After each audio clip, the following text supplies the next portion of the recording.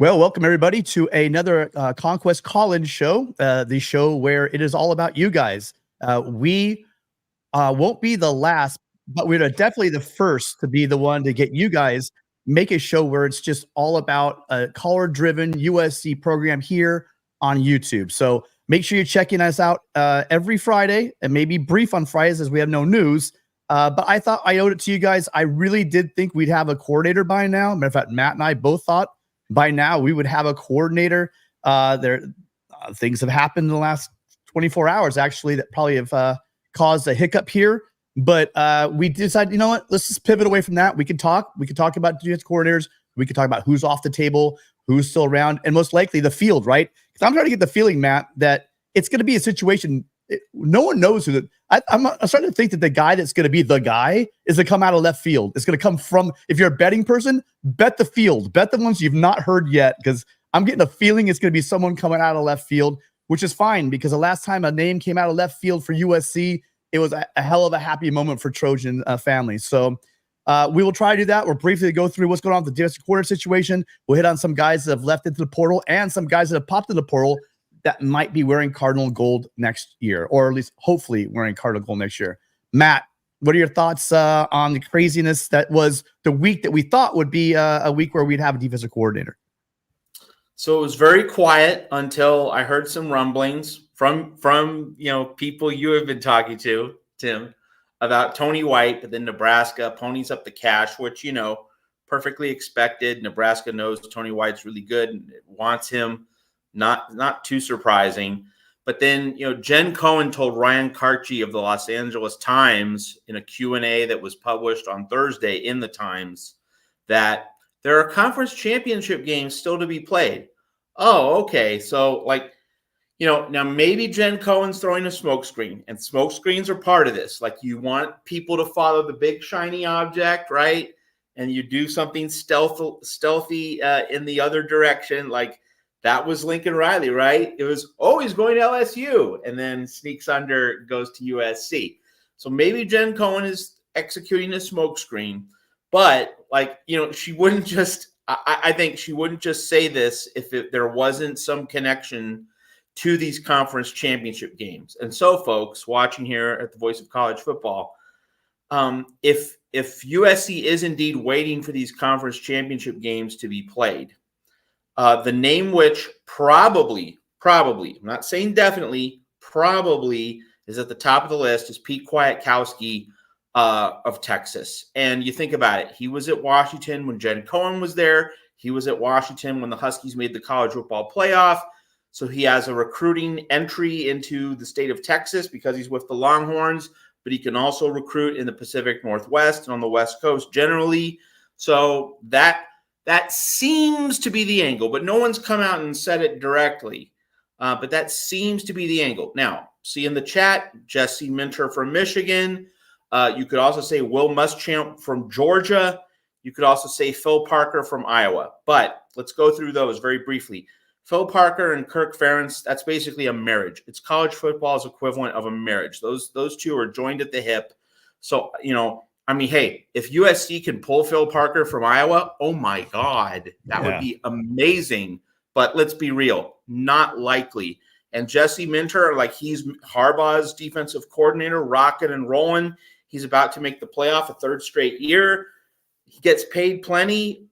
Really, would you leave your position at Michigan with consecutive college football playoffs to go to USC? I mean, that's a lateral move at best. And hey, thanks for calling. Who's this? Hello. This is hello. Can you hear me? Yeah, I got you.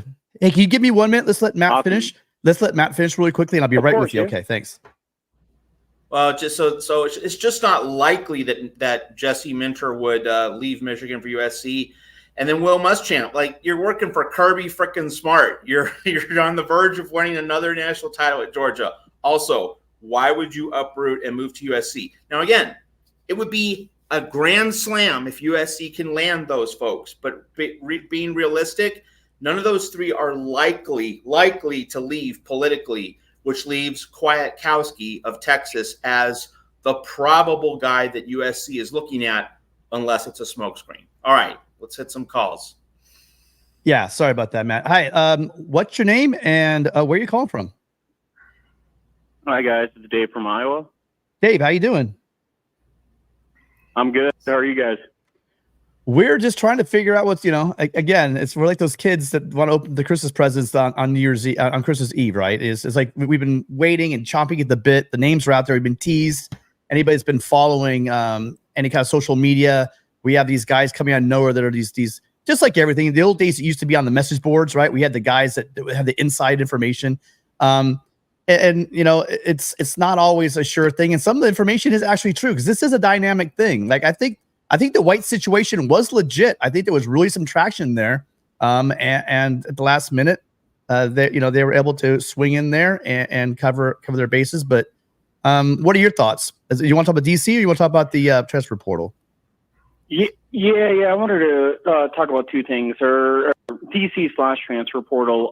So in terms of the DC hire, me personally, I mean, I think that in a sense we should just do what Oregon did in terms of like, hey, just go for an SEC guy that knows how to handle a defense, knows how to prepare the defense, and then go there. But my question is, no matter who becomes the next DC, what do you think the turnaround will be? Because the new DC will still be having, so to speak, in a sense of Helton and Alex Grinch players. And as we all know, defensive line, best linebackers, best safeties, best DBs, they don't go to the portal if, everything's working for them at their current destination. So what do you think the turnaround would be in terms of actual progress? I'll say one thing. I push back on that second part about that people are working well in the system. That's not necessarily true, but I mean, again, it's different than a receiver like Addison, right? You're right. You're fitting in a defense. You learn a defense. It's not the same thing as being a receiver and swapping over. But I still think that with the transfer portal, the way things are, there's some talented players at lower levels that are elite players that are on teams that they want to get the hell out of there and shine somewhere else. One for NIL, but also to get ready for the NFL. Matt, what are your thoughts on Dave's thoughts? Well, in terms of progress, I mean, we need to see the defensive coordinator because, to me, it makes a difference in terms of the kind of guy that you're getting. And of course, we now have this plot complication, Dave, where, if USC had hired its guy by today, you have that guy on board to not just study Oregon, Washington film, but you're beating the news cycle in terms of all these conference championship games. And so when Jen Cohen says, well, we have all these conference championship games ready to go, I mean, still to go, then that means that she and Lincoln Riley are very firmly saying, you know what, we would like in an ideal world to move with great speed, but our first priority is getting this right. So they seem content to wait. And then you have the transfer portal opening on December 4th. And the risk there is, if some high-end defensive prospects enter the portal and USC takes several more days to fill that defensive coordinator spot, you could be missing out on some pieces that you could really use. And, people are wondering, for example, about Jim Leonhard. The fact that we've heard zero about Jim Leonhard would tell me that negotiations, if they ever existed, never got very far. That basically, if they called Jim Leonhard and he said, "No, I want to be a head coach." I mean, that is the very likely scenario in terms of what has happened with Jim Leonhard. But USC will need a high-end guy and someone who commands a lot of respect to get prospects in the portal and also to turn around recruiting, which, as we all know, has been sinking like a rock since 4th of July weekend. So there's a lot riding on this. And in terms of measuring progress, we have to start with that, because until we get that slot filled, it's really hard to be able to pin down, some developmental arcs and some ideas of what can be done with the players currently on board. Gotcha. And then I guess my final question, just curious. So, Tim, first of all, I apologize because, again, I understand you're not like me, but I take, the post-game press conferences really seriously and, really understand whether, the guys, being truthful or just, going over it kind of deal in terms of summarizing the game and whatever. But post-game interview or post-game press conference, Lincoln Riley after the UCLA game, do you think he's worried about losing his job, so to speak, in terms of, all right, now the heat is, now LA is really starting to heat up because, you know, what he felt in his gut, it didn't work out. Now he's really got to make that executive decision or else something could happen. What do you guys think about that? Yeah, I don't think that we're in the same position as Texas A&M. To the buyout on this contract is so massive. No, I don't think he's looking over his shoulder right now. Now, now here's the thing: this decision he's making. See, this coordinator position, you can't just keep getting new coordinators every year, right? This is big. I mean, right now he's not. I mean, overall, he's not in the hot seat. I mean, the fans are unhappy with him. The local press are, always after him. But as far as his job security and the university, those are always two different things anyway. What the fans look at with Helton, we were screaming, fire him for like 3-4 years. The administration wasn't even listening to us. It's like, okay, thank you, $5 donors or 25 or whatever the phrase was. We're not interested. They're not listening to the pitchforks and the torches. With a contract that big, he's not in any kind of hurry. But this decision he's making right now is going to dictate the next 2 to 3, 4 years of his contract with USC. It's also going to look at his legacy, his chances of getting into the NFL, possibly into the future. So this is a huge decision he's making. I don't think he's feeling heat. Matt, what are your thoughts? Well, he's not on the hot seat for next season, but if he fails next year, then we can legitimately talk about the hot seat for the year after. Because like if Lincoln Riley is 7-5 next year or beyond that, like the schedule is going to be tough.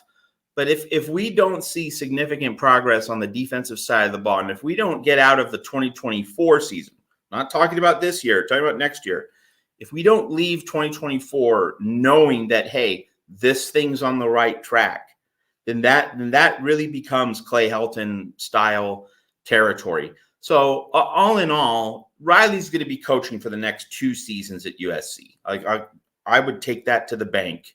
I would not bet against that under any circumstances. So if you definitely have 2 years, one generally wouldn't regard that as a hot seat. But like next year, if it goes wrong, could create a hot seat for 2025. But I don't think there's any immediacy about Riley's job status. Not at all. Yeah. And thank you so much, Dave, for calling in your questions. Appreciate you. Again, you're a mainstay, and we can't have the show without guys like you. So thank you so much, and I look forward to talking to you soon. Thank you, guys. Have a good one. Fight on. Fight on, Dave. All right.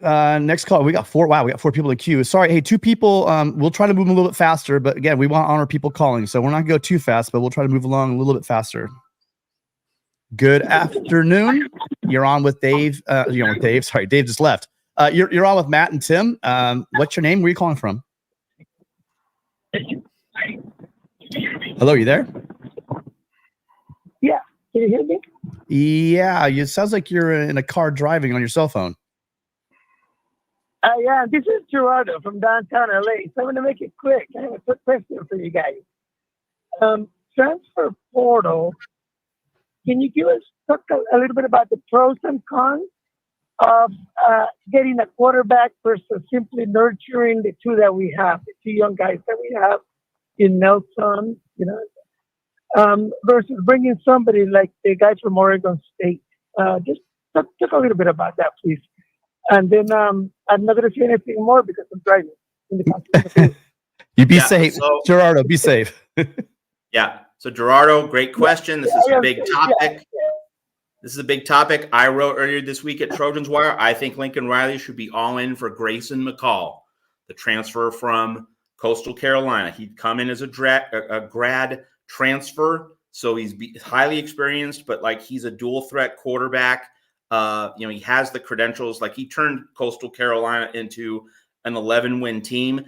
And, hey, look, I love Miller Moss. I know the Trojan family loves Miller Moss. Everyone knows and appreciates how loyal he has been to USC. We all want to see him succeed. But Lincoln Riley's job is not to make Miller Moss happy. It's to win championships. It's to win games.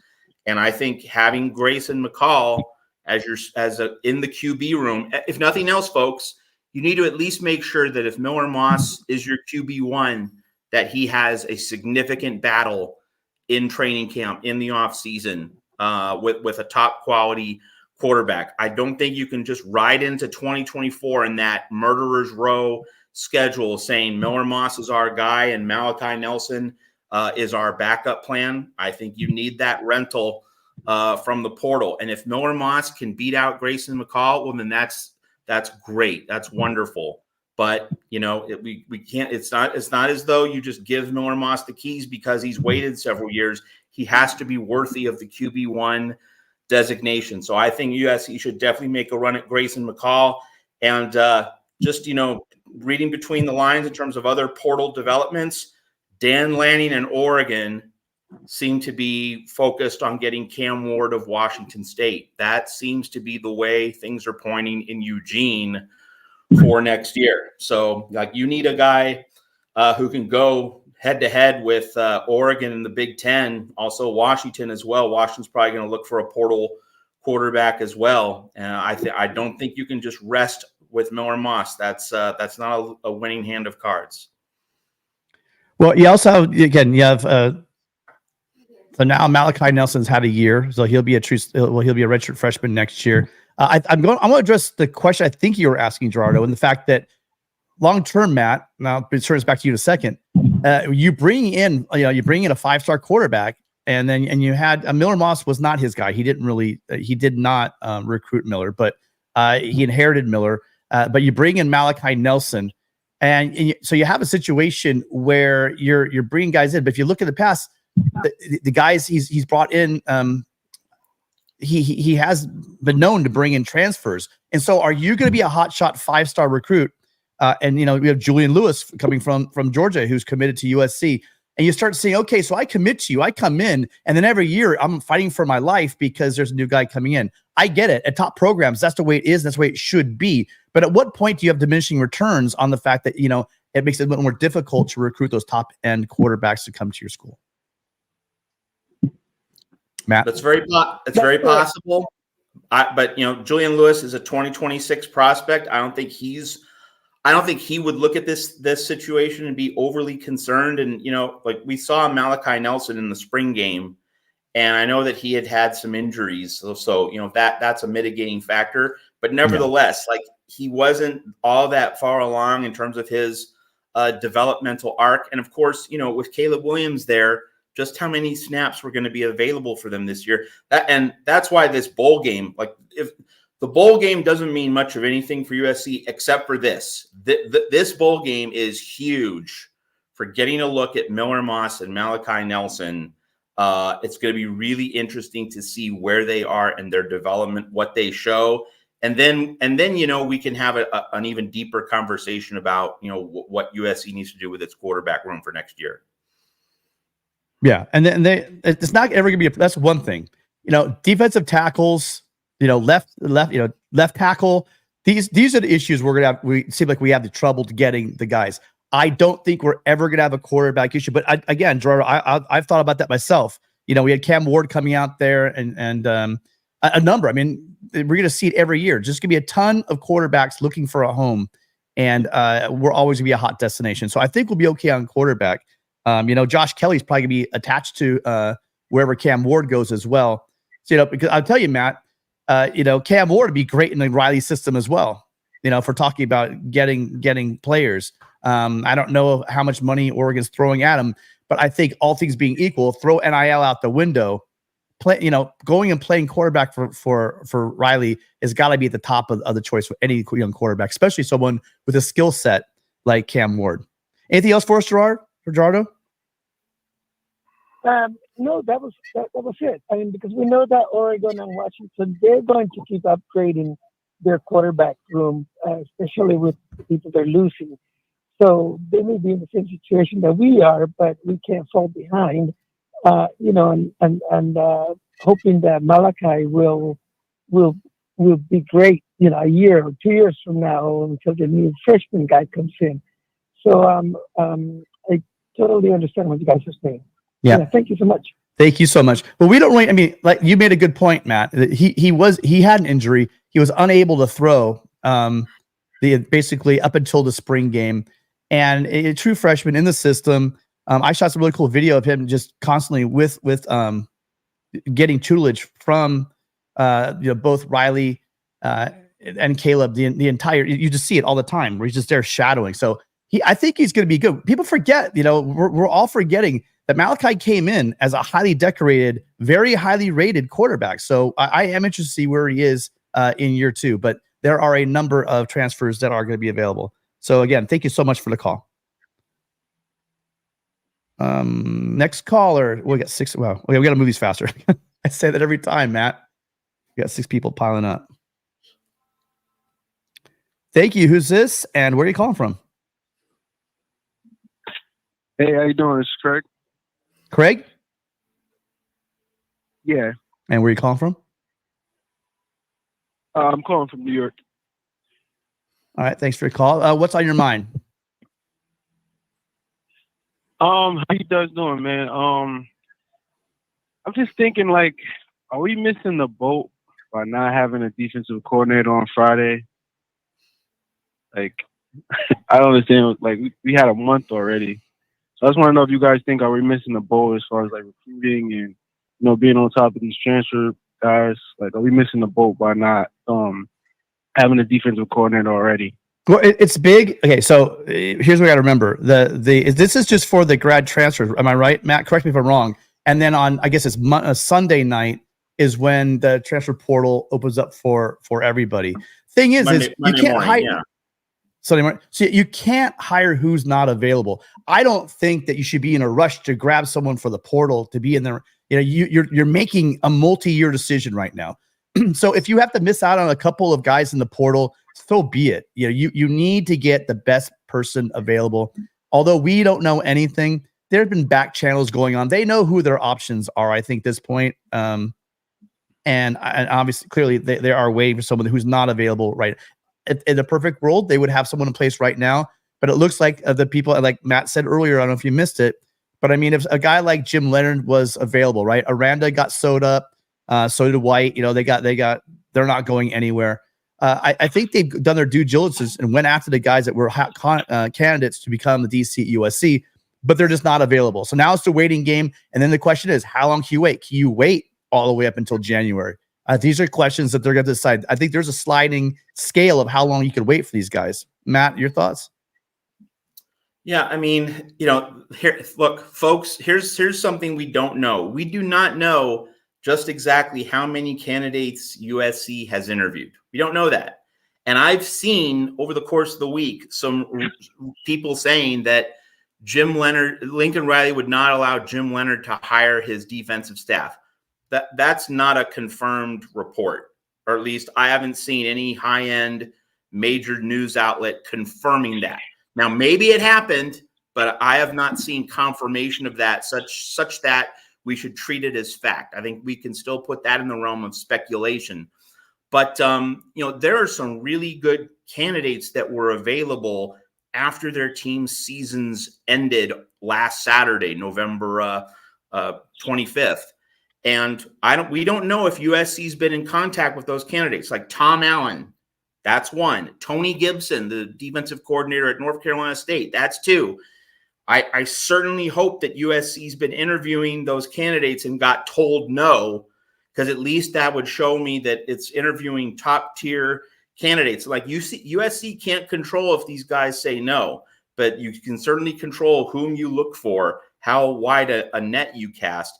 And we don't know just how many people USC's been looking at. So, that's the thing. After this search is over, we're going to get details on, okay, how many candidates did you interview and when, and what was we'll find out who murdered whom in the billiard room with a candlestick, but we don't know that now. The guessing game is still going on. We'll get answers eventually, but it is curious that USC has chosen to wait this long, or at least maybe it's because it's been told no several times by top candidates, as Tim alluded to, but we really don't know for sure. And so, we're going to get more information on this in a few days.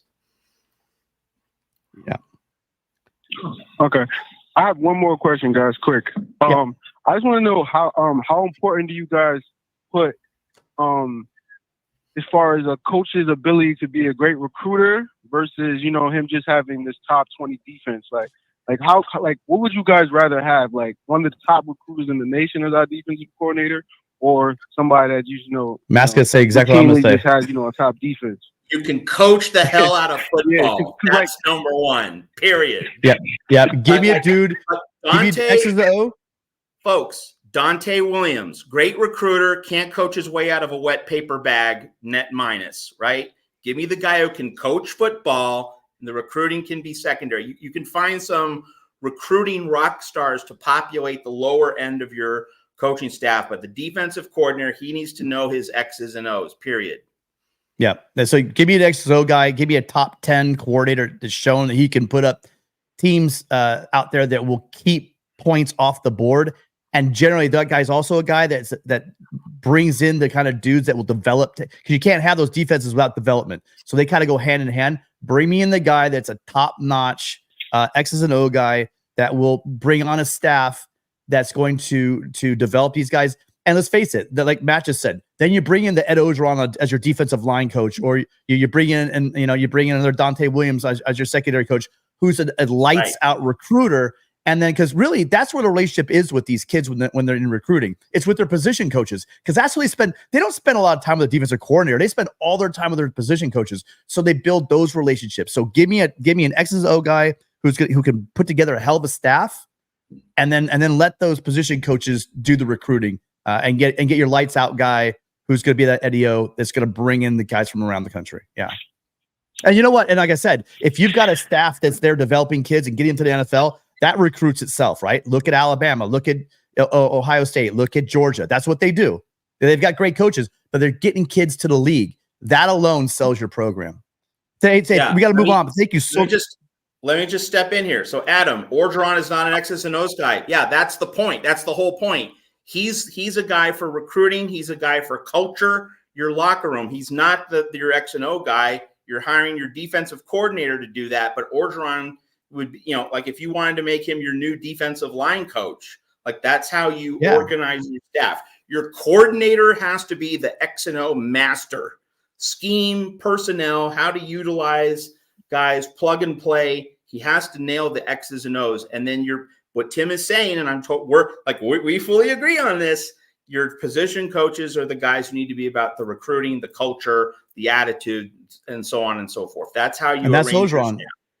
You got a lights out Orgeron. You have a lights out, relentless recruiter. You got an ass kicker, and you got a technician for your defensive line coach. He was the perfect guy to have in your locker room. Thank you so much, Craig. Appreciate it. Hope you call in soon again. Thanks, man. I'm gonna go back to trusting the process. That's what we're all doing. We're praying. Fight on, man. All right, fight on. All right. That was slightly faster, Matt. You have to admit. That was a little bit faster than I normally do. Okay. Let's keep it rolling. All right. I recognize his phone number. Adam, how you doing? Hey guys, how are you? Great show as always. I promise I'll keep it quick. Just 2 points. Regarding the defensive coordinator, you know, Matt, I think what we should do is we should buy a great defensive coordinator. I mean, Jesse Minter signed a 3-year contract for $2.75 million. Forget that. Offer him a 3-year contract for $15 million. He'll come. I mean, I think we have to buy a great DC, and we have a $5.7 billion endowment. I think we could afford it. And the second thing is, more and more I think about it, why are we going to the Big Ten, where every single year we're going to be playing Michigan, Penn State, Nebraska, UCLA, Notre Dame, Wisconsin? I mean, was that wise? What are your thoughts?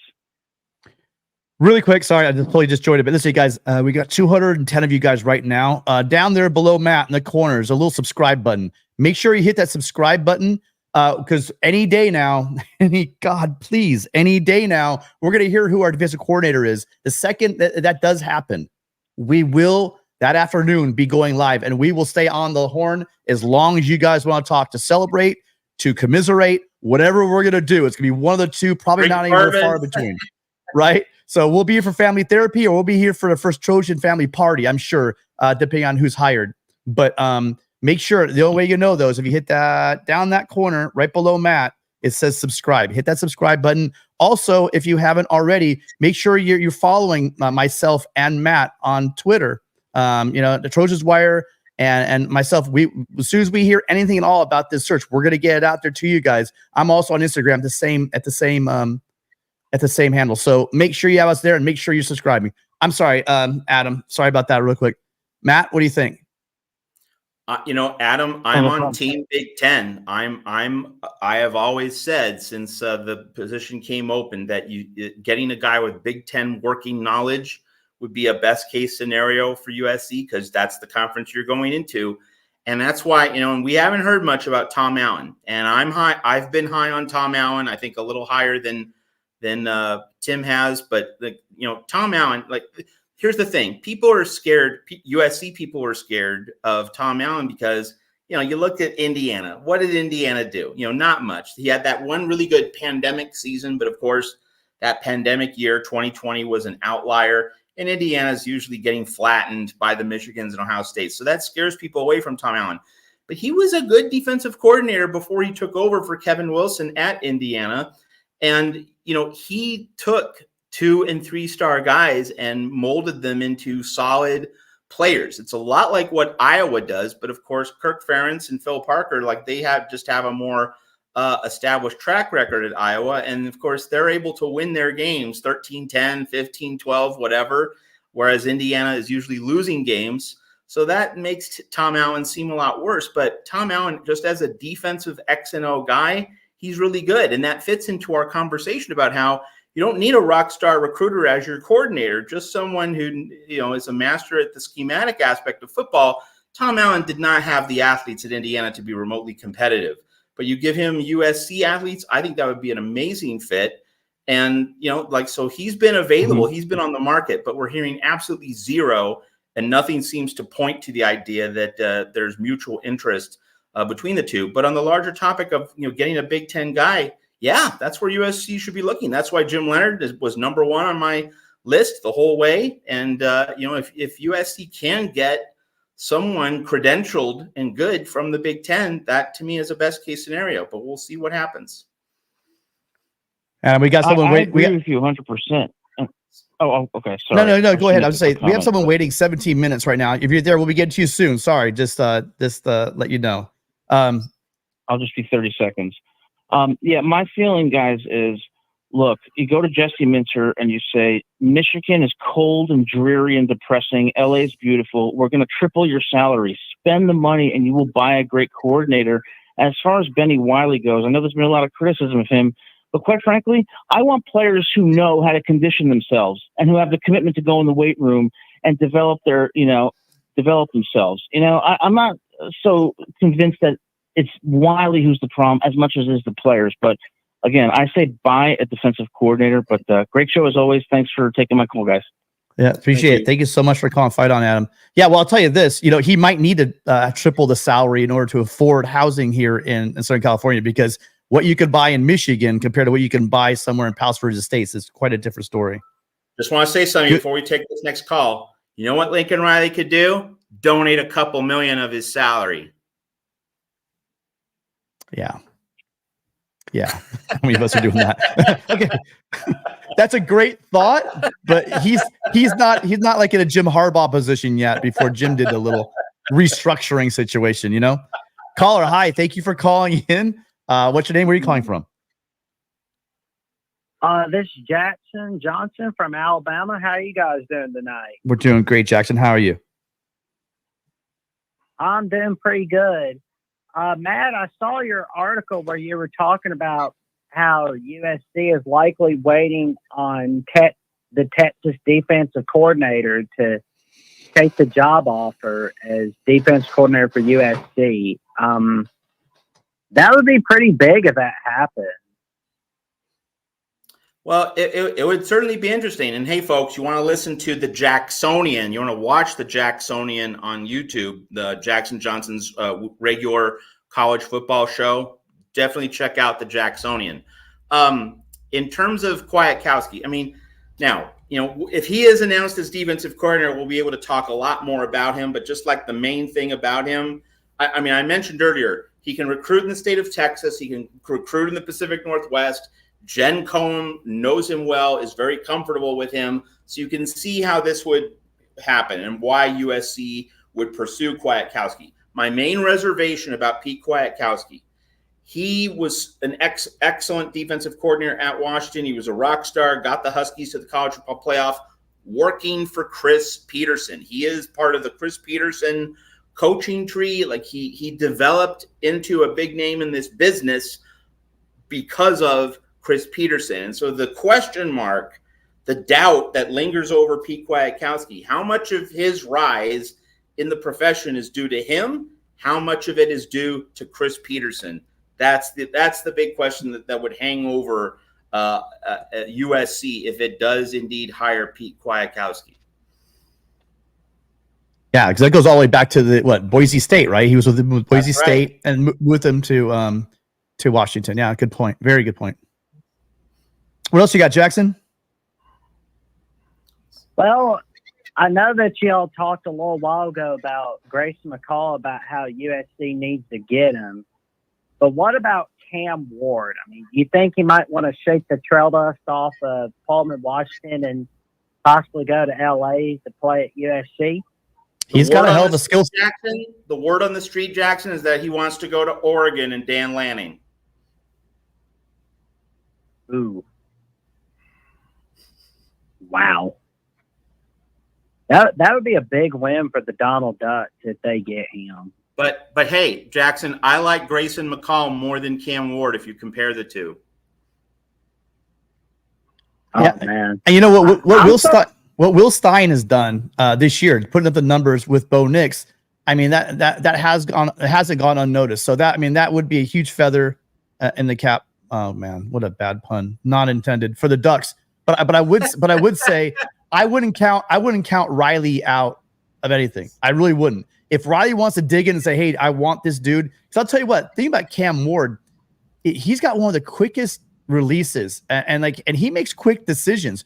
If I want to say one nitpick I had this year with Caleb is it just sometimes it seems like it just takes him a little while to get through, or really he just looks at his progressions really quick and then he rolls out. You know, I would love to see what Cam Ward could do, because he was able to get that ball around, and again, he has the athletic skills that would fit very well in this system. Again, I'm not overlooking, though. Be very, very clear. I'm still, honestly, I'm still on Malachi Nelson. I watched him play at high school, right? The high school is like literally right down the street from my house here.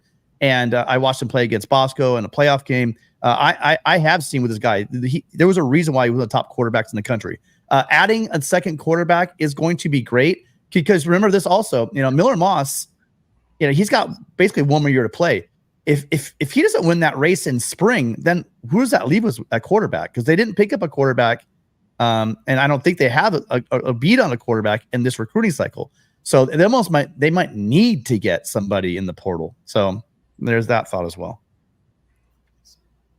Well, I will say, I hope that Grayson McCall and Cam Ward get a higher look in the 2025 NFL draft. And I'm glad that McCall's not having to deal with Tim Beck anymore. Yeah. All right, Jess, we got to move on. I'm losing caller. My bad. Anything else for us really quick? That's about all. Thank you for having me on, gents. And y'all stay safe, stay warm. It's cold out. You guys, I dropped tomorrow against Georgia. Yeah, that's gonna be a good game. Hey, I dropped Jackson's information to his channel in the chat. So if you guys want to check him out, make sure you go check out the Jacksonian. You talk about a guy with a lot of football knowledge. Go check him out. Well, thank you so much. I appreciate it. And make sure to check out Tim Prangley and Matt Zemick, especially from Trojan's Wire. I love those articles. So if you want some of the best articles on USC football, go check out Trojan's Wire, everybody. All right. Hey, thank you so much. Roll Tide. Thank you, Jackson. All right. One more call. I think we have time for one more call. Thank you for calling in. You're on with Matt and Tim. What's on your mind tonight? Oh, sorry. First off, where are you from and who's calling? Hey, my name is James, and I'm from Texas. James, say it. First time caller. Thanks, James. Thanks for calling in. How you doing? I'm doing pretty good. How are you? Doing great. What's in your mind? So did you call in and talk about the defensive coordinator? Or you want to talk about the portal, or just something completely different that's on your mind? Well, I wanted to talk about the defensive coordinator. Okay. Whenever you have an offense that can produce a lot of points per game, it can't be that hard of a sell to be like, all you have to do is score under 30 and we win the game. Like, what coordinator playing the championship in the conference championships do you think would be a potential fit? Well, Matt just broke it down. Yeah. Yeah. So Go ahead, from the conference championship games, I mean, first, so Georgia has 2 different defensive coordinators, and Schumann too. Yeah, Schumann, in addition to Will Muschamp. You have Kwiatkowski at Texas going up against Oklahoma State, and you have Jesse Minter and Phil Parker in the Iowa-Michigan game, the Big Ten championship game. Another name I haven't mentioned, but Louisville's defense was really, really good this year. It's why Jeff Brom was able to go 10-2.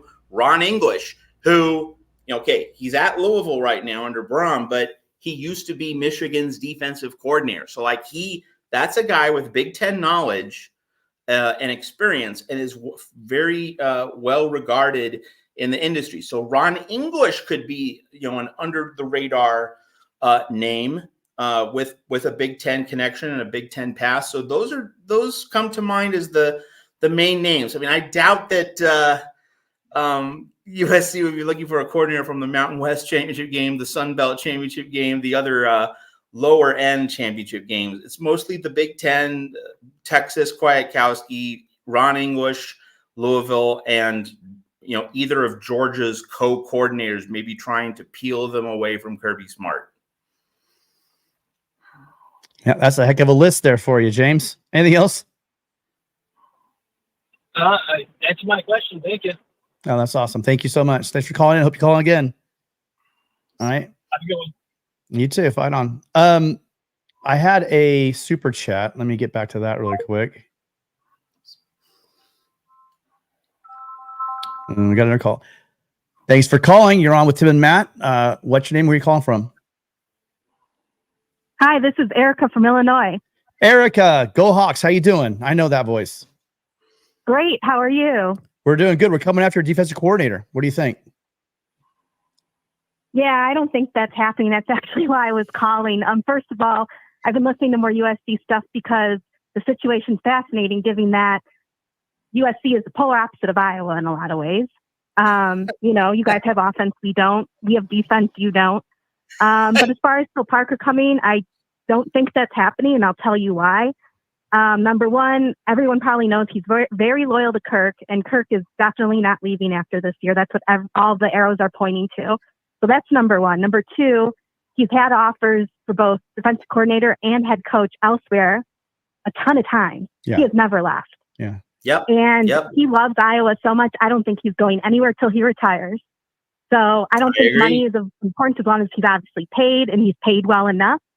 I don't think he's going to jump just because he gets maybe a few more million from USC. That's just my opinion. And he's in his 60s, right? Is he? How old is he, Phil Parker? Like 60 something? Yeah, I think he's early 60s. Right. And I mean, he's been a Midwest guy. He's been an Iowa guy with Kirk for years. They may hand him the reins if and when Kirk were to step down. I mean, he might become, he's a big part of that success. What's not to say that, hey, let's hand him the head coaching position. And so he might be in line there for Iowa as well. Yeah. I've never even, that's why I've never talked about Phil Parker, because I think he's just entrenched. But man, what a lights out again. Would be your grand slam hire if you're able to do that, because that would be an amazing hire. But I agree with you on all points, especially the fact that we've been talking about all year on Mark's on the main channel, how we're like this, they're the polar opposites of not doppelgangers, but just the flip side of each team. If we could have your defense, or if you had our offense, it would be good night for the rest of the country. That's for sure. That's for 100% sure.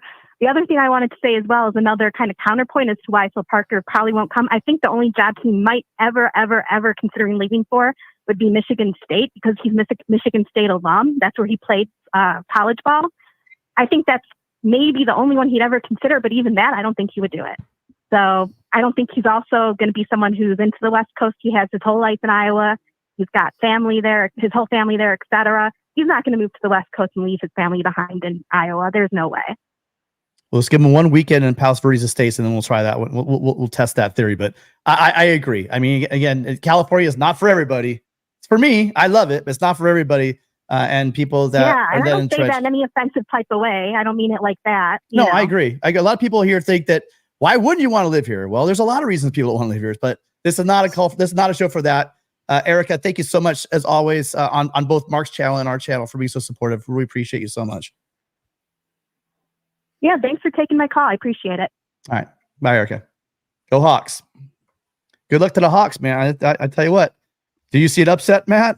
I don't, but I would love to see it for Erica. I'm taking Iowa plus the 22.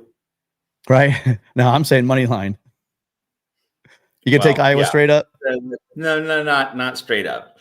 And by the way, it's fascinating. Like Iowa's team total for the first half is half a point. That's crazy.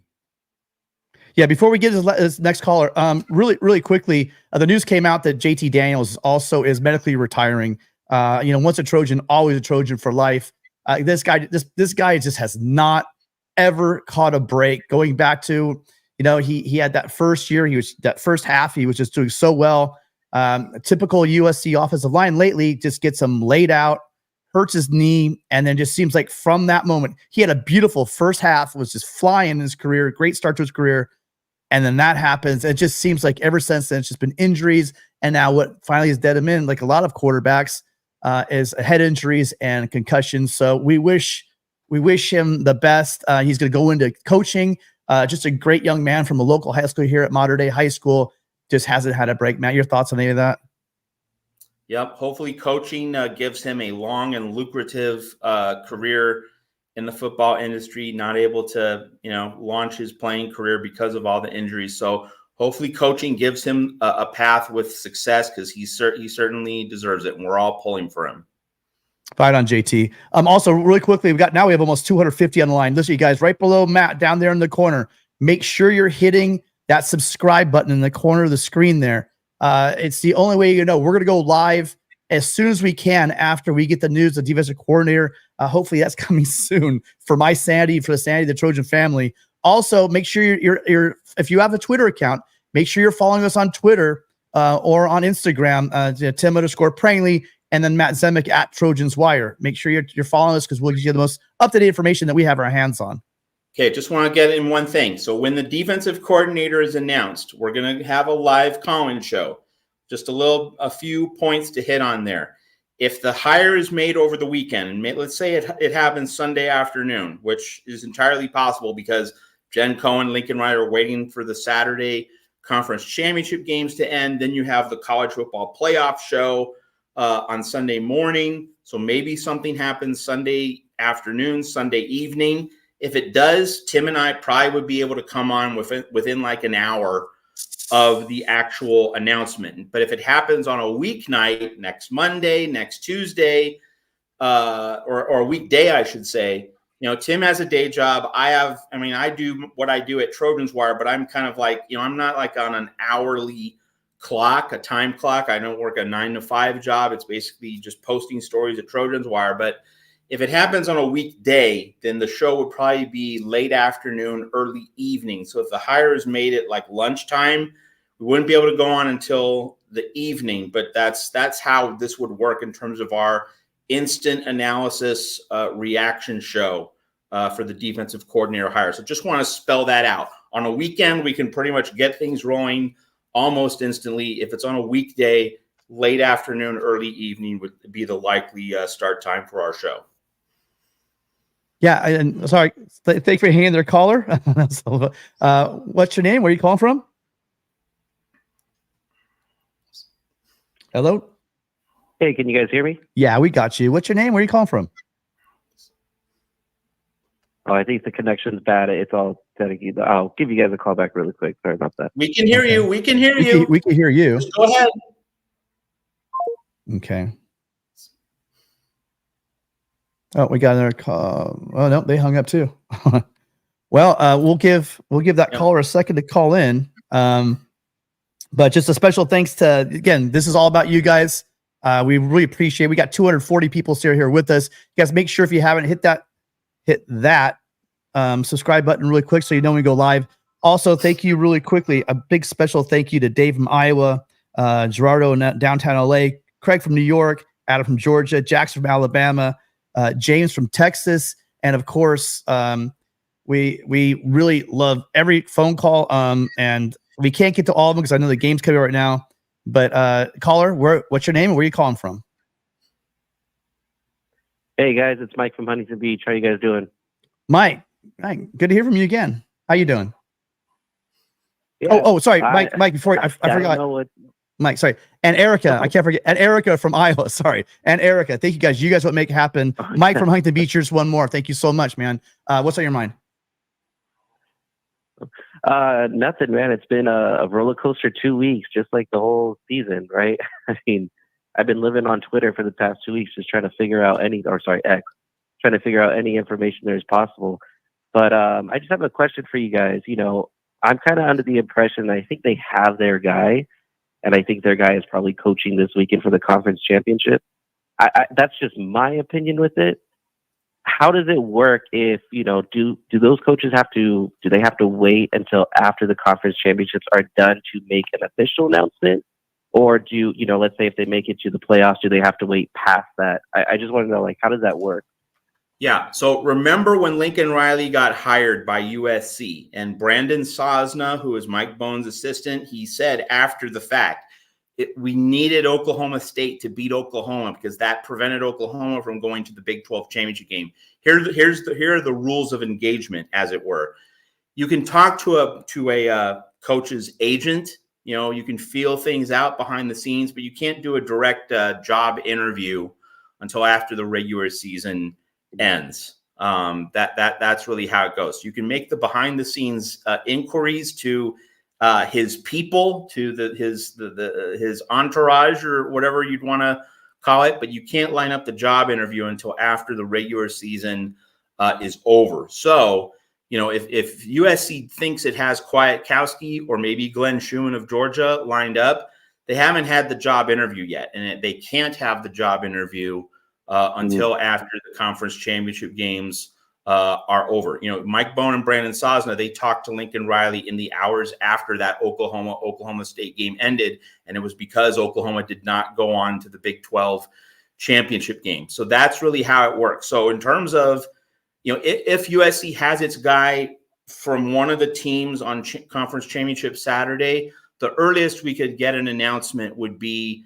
realistically Sunday afternoon after the college football playoff show. Because, you know, if let's say Texas gets into the playoff, that could be a monkey wrench, not in terms of being able to line up an interview, but in terms of affecting Kwiatkowski's choices and how he views staying on in Texas versus going to USC. So you're almost certainly, since Jen Cohen has mentioned the conference championship games, then that would suggest that you're going to wait until after the playoff reveal late Sunday morning. And so the earliest possible time for an announcement would be like mid-Sunday afternoon, I am thinking at this point. And it's probably more likely than not that it'll happen Monday or Tuesday.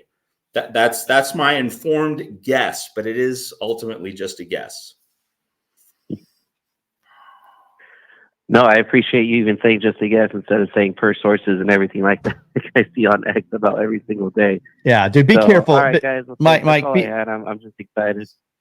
Mike, be careful with social media because there's a lot of guys out there. And again, I think some of it, and the thing is, we got to remember both sides of it. Sometimes is stuff that gets out there that might be legitimate, that again, that's very dynamic. So things do switch. I think some of the stuff we've heard on I'm gonna call it Twitter. I'm never going to ever call it X. On Twitter has been, you know, I mean, fair enough. But remember the search for head coach. You know, all the names are circling, and we were hearing all this and that and blah blah. Yeah. And in the end, it turns out that some of the guys that people thought had turned down the job weren't even offered the job. And then out of left field, we got this. Yeah. Like, I'm sorry, who do we hire?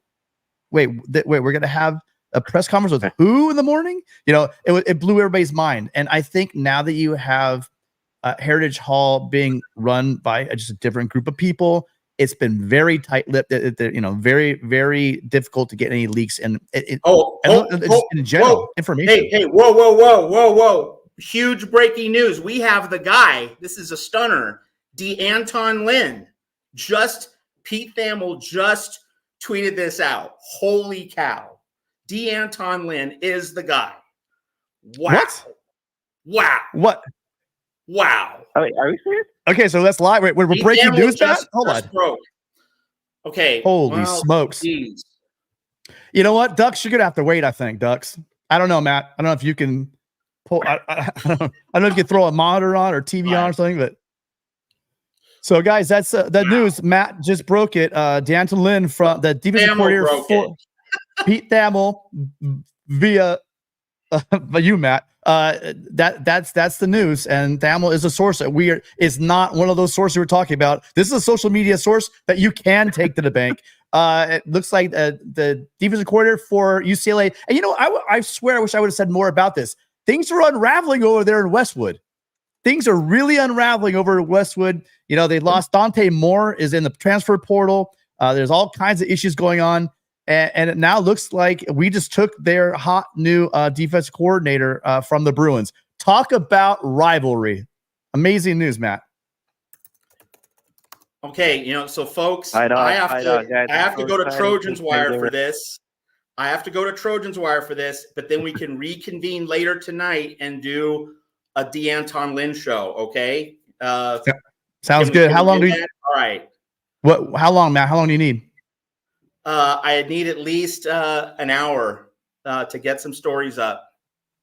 Okay. All right. Well, you guys heard it. We're gonna. I'm gonna stay on for a little bit, Matt, if you don't mind, and then we'll just roll it out. Actually, I don't have any calls. So you guys, the word is D'Anton Lynn right now is our new defensive coordinator. Matt's gonna hop off for about an hour to go do some good. So head out, Matt. I know you got this is time. So go ahead, head out. See you guys. All right. And then you guys will be coming back. We're gonna come back probably before halftime of the Duck show. We're gonna be coming back with more information. We're gonna take your calls. D'Anton Lynn is the new defensive coordinator here at USC. Come back in about an hour. We'll be taking your calls, hearing what you think on the process. Actually, I got one call on the line right now. I'm gonna take you really quickly, and then we're gonna move on. Mike, thank you so much for calling in. Thanks, Tim. Oops, sorry, Mike. Didn't mean to cut you off. All right, last call for now, and then we'll be coming back, you guys, in about an hour to discuss our new defensive coordinator. Wow, great news, caller.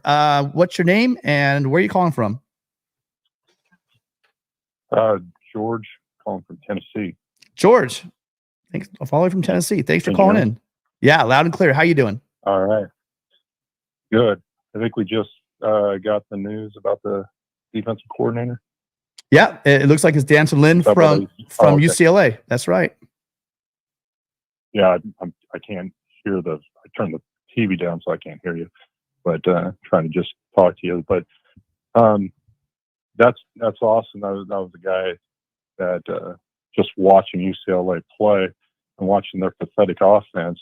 It was, but their defense was suffocating. It was so that's pretty exciting. I was looking more, even knowing that one of them we're going to get any one of those names that were out there was going to be exciting for what we had. That was pathetic. It was unbelievable watching that defense this year. But I also think this year, even though Caleb Williams probably be the number one pick, awesome football player, quarterback. But I think Lincoln Riley's calls were so much in his head about, I got to get his numbers up. Caleb Williams won the Heisman, coming back, just really putting it for him and really getting away from that run game that we all know. It was like, why are you going away? I mean, 9 yards a carry. What are you doing? It just didn't make sense. And I think it was just really in his head about, I think next year his play calling, whichever quarterback we have, will be so much better. I think we'll be even a better offense just because of how how he'll call. Because we know Lincoln Riley's a good play caller, but then when there were so many plays this year we were questioning his calls and just going, what the heck are you doing? And I think it'll get back to that 50-50 pretty much split I used to have at Oklahoma when he was on his play calling there. And I just think it's going to be even a better year, even though we had a better quarterback than we will ever have. But I think the offense will look a lot better this year coming up to go with a lot better defense. So I think we're in a lot better position. Yeah, what we said all year, and what I've been saying all year is with this off. Now, what we didn't know is that with the loss of Nealon and Voorhees, and then the upheaval and the swapping around on the offensive line, what was going to happen? We didn't know that the offense was going to struggle like it did against Notre Dame, right? That was one of those glaring examples, like it did against UCLA. So, but that being said, we are building a line. I do have faith in the young guys they had coming up through our system, through last year's class. They'll be true redshirt freshmen next year. I think they're going to be finding the offense. So if you have a Lincoln Riley offense, what's always held it back was the defense. And really, we were saying, hey, look, all we need is a top 50, top 40 type defense, and we're gonna be, we're gonna win the Pac-12. You give us a top 30, top 20, then we're talking about possibly making a run at a national championship. And I really do believe that. I think that D'Anton Lynn is amazing young coordinator. Did great things at UCLA last year. One of the best. I mean, their defense against the run. Where are we going? We're the Big Ten. This guy at UCLA this year was able to hold people to. They held USC to 3 yards rushing, and we were very good rushing. What we did well this year was run the ball, as you said earlier. And they held us to 3 yards rushing.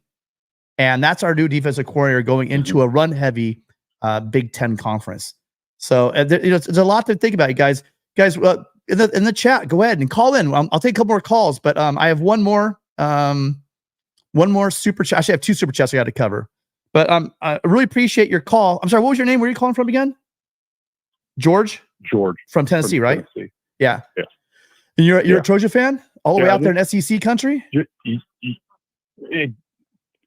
went back out to Tennessee. But lived in California for a long time.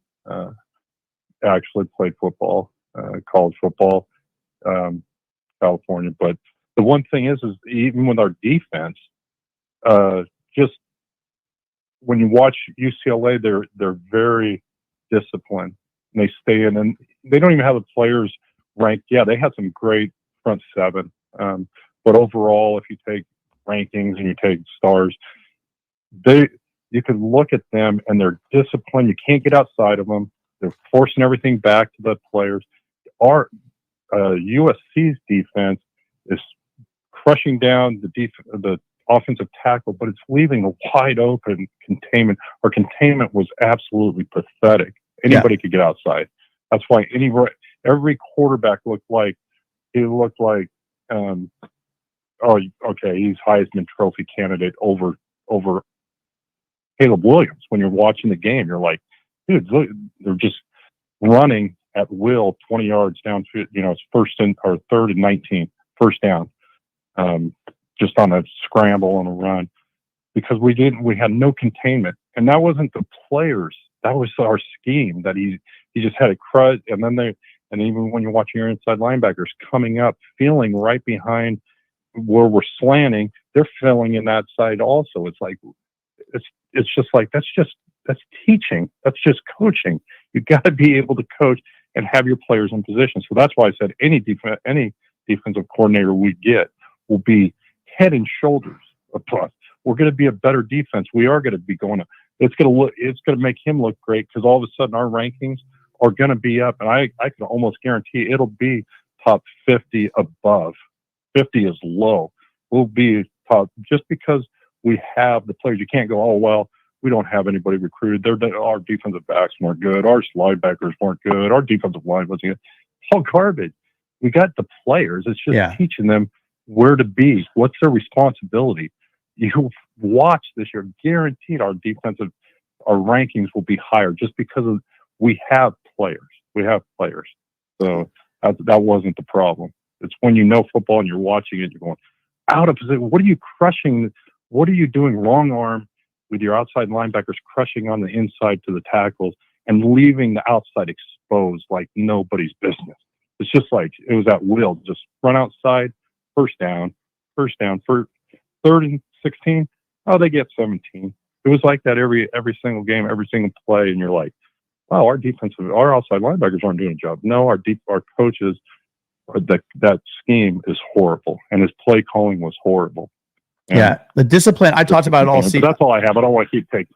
Yeah, George, really quickly. I mean, that's what I've been talking about. The discipline was the biggest issue. You didn't need to see any further than just the last play to set up that field goal for Utah down at the end of the game when we made Barnes look like the next coming of Vince Young, just scrambling for 23 yards down the field to set up that game-winning field goal. That in itself was kind of encapsulates our feelings on the lack of discipline, how the defense would break down all the time, not secure, and any gaps never safe, any assignment never safe, and that led to a lot of disappointment in this defense and a lot of the issues with losses this season. And I think D'Anton Lynn, again, you're talking about a guy whose team last year gave, now granted it wasn't a very good front seven, but they were giving up 2.3 yards per rush attempt. To let that sink in, at USC here, USC was giving up 4.8 yards a carry. Literally half of what we were giving up on the ground. Going into the Big Ten, being able to shut down running offense is going to be huge because there's a premium on quarterbacks on the West Coast, but not so much in the Big Ten. And being able to have a defense that can shut down the run, like Lynn has shown at UCLA, is going to be an absolute feather in our cap. But thank you so much for calling in. Appreciate it. We will be going live again in about, I'd say, 50 minutes now when Matt comes on back. So we're going to pause it right now, you guys. Thanks again, George, for calling in. Hope you call in again soon. All right. Thanks. All right. Fight on, guys. You heard it. D'Anton Lynn is our new defensive coordinator here at USC. We'll be coming back in a little less than an hour to do another call-in show. I'll have it up in a moment if you guys want to come back for that. Go ahead and watch some Pac-12 championship game, and remember to come on back here in a few minutes. Fight on, everyone. At least the wait's over. Fight on. We want to hear all your thoughts. Get your ideas. I'm sure we're going to have some haters. We're going to have some people love to hire. We'll all talk to you in about 15 minutes.